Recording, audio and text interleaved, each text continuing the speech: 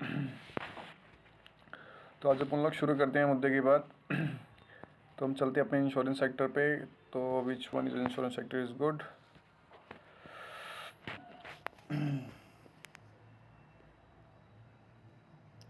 तो मैंने कुछ पहले से वॉच लिस्ट बना रखी है। वॉच लिस्ट पे जैसे मैं गया अपनी, यहाँ आने के बाद मैंने कुछ इंश्योरेंस सेक्टर की लिस्ट बनी है। चलते हैं इंश्योरेंस सेक्टर।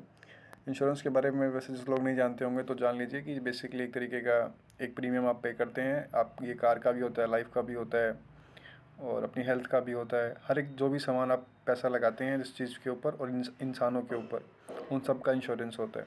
तो उसमें इंडिया में कौन कौन सी कंपनी है, मुझे कौन सी अच्छी लगती है, मैं उसके हिसाब से आपको बताऊँगा, वो भी डेटा के साथ क्लियरिटी कि हाँ कैसे ये चीज़ें कंपनियाँ अच्छी हैं। ठीक है, तो आते हैं। फिलहाल पहले हमारे पास ही कुछ 5-7 कंपनियाँ हैं, देख लेते हैं इनका डिटेल्स। अब जैसे ये है पहली, एक general insurance corporation of India. अब इसमें अगर देखेंगे तो ये 46 डेज़ मैंने पहले लगाया था यहाँ पे। तो ये भी एक मतलब काफ़ी है, इसके वैल्यूएशंस काफ़ी अच्छी मिल रही हैं प्रेजेंट टाइम में और उसके वॉल्यूम बढ़ रहे हैं, सबसे बड़ी बात। जैसे वॉल्यूम आप देख पा रहे होंगे, अभी कल इसमें लगभग 8% अप हुआ था।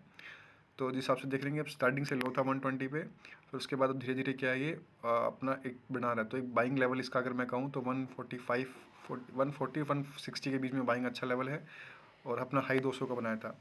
तो एक मुझे ये थोड़ा सा बेटर लग रहा है। और अगर देखें, मैंने सारे लगाए थे लगभग 46 या 15 डेज़ पहले। हाँ, 46 डेज़ पहले मैंने सारे लगाए थे और तब से लेके अब तक सबसे ज़्यादा प्राइस किसका बढ़ा है अगर ये देखना चाहते हैं तो एक है सबसे इम्पोर्टेंट, मेरी फेवरेट जो है पीबी फिनटेक, जिसको हम पॉलिसी बाजार भी कहते हैं। बेसिकली ये एक तरीके का कह सकते हो प्लेटफॉर्म बिजनेस है। अगर पूरे इंश्योरेंस सेक्टर में बूम आता है तो कहीं ना कहीं से इसको पक्का फ़ायदा होगा ही होगा, जो कि यहाँ पे क्लियरली इसके स्टॉक प्राइस भी में दिख रहा है। जैसे कि दिख रहे होंगे सारी की सारी जो भी इंश्योरेंस कंपनियाँ अभी तक इंडिया में हैं, अगर आप देखेंगे 46 डेज़ का जो ये वाली लाइन है, तो 46 डेज़ में इनका जो रिटर्न्स आया है वो किसी का भी पॉजिटिव नहीं है, केवल दो को छोड़ के, एक स्टार हेल्थ अलायंस इंश्योरेंस और एक पीबी फिनटेक। तो ये स्टार हेल्थ वाली के झुंझुनवाला की भी स्टॉक लिस्ट में है और जो पीबी फिनटेक है ये प्लेटफॉर्म में भी किसी लिस्ट में नहीं, लेकिन हाँ ट्रेंड स्ट्रॉन्ग यहाँ पे बन रहा है। तो एंट्री मारने के लिए कोई भी एंट्री जाएगा और लॉस का तो कोई चांस ही नहीं होता इसमें।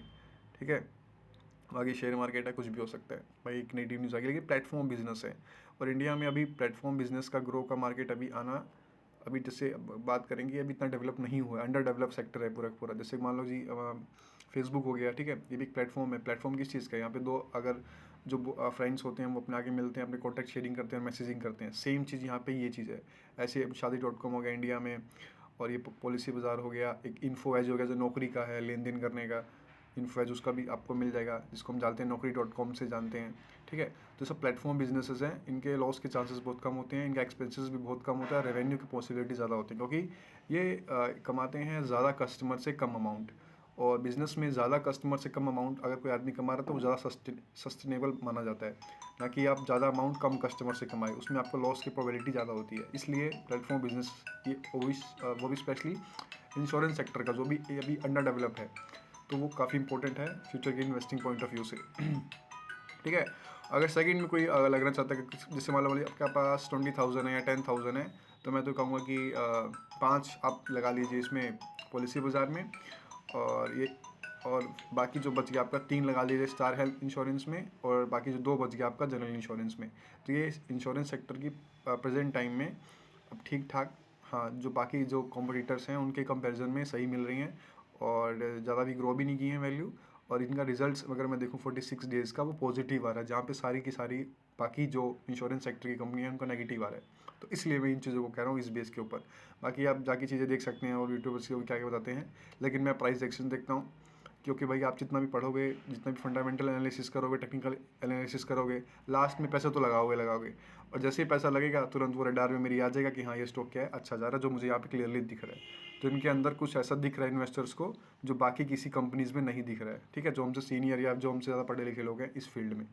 तो यही है, अगर इंश्योरेंस सेक्टर में अगर किसी को आना है तो ये 3 स्टॉक में से भी मेरे हिसाब से जो भी आपको बेटर लगता है वो आप ले सकते हैं। और ये हाँ, ये पूरी तरह से एजुकेशनल एडवाइस है, इन्वेस्टमेंट एडवाइस नहीं है। अपना पैसा अपना दिमाग से सोच के अच्छे से समझ के लगाएं। बाकी कोई क्वेश्चन हो तो कमेंट में डाल सकते हैं, और जिसको भी और भी कुछ पूछना है इंश्योरेंस सेक्टर बारे में वो भी मुझसे पूछ सकते हैं। मिलते हैं, बाय बाय।